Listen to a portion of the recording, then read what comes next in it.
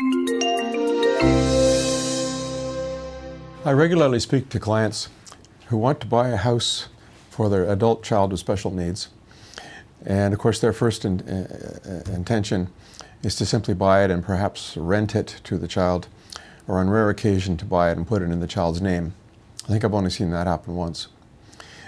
But we have this discussion, and I point out that the use of an inter vivos shelter trust is probably a better choice.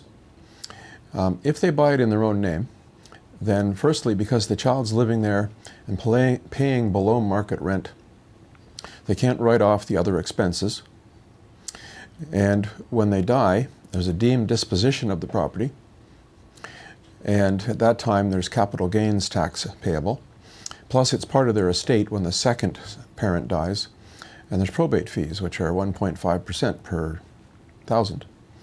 So, as a result, if they set up an inter vivos shelter trust, they are the settlors of the trust, and they are also typically the trustees. And you could plan to have one of the other siblings, for example, as the alternate trustee when the parents are gone.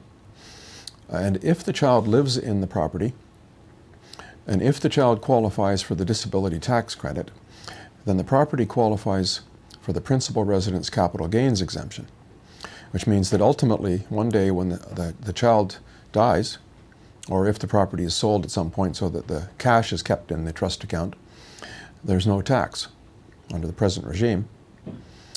And I don't expect that to change. So this is clearly a much better choice.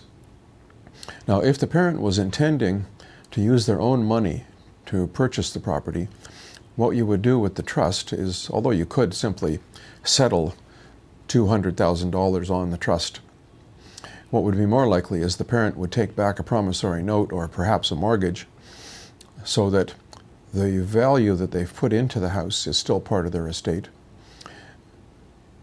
And then when they do die, perhaps that mortgage can be forgiven as a part of the Henson Trust in the will of the share of the proceeds of the estate that goes for that child. The additional advantage is that if the child should marry and then divorce, because the trust owns the home, it's not a matrimonial home. So the spouse, the divorcing spouse, doesn't receive half of the value of the matrimonial home, which of course the child wouldn't have otherwise anyway if the parents hadn't put the money forward. So you can clearly see that this is a much better procedure.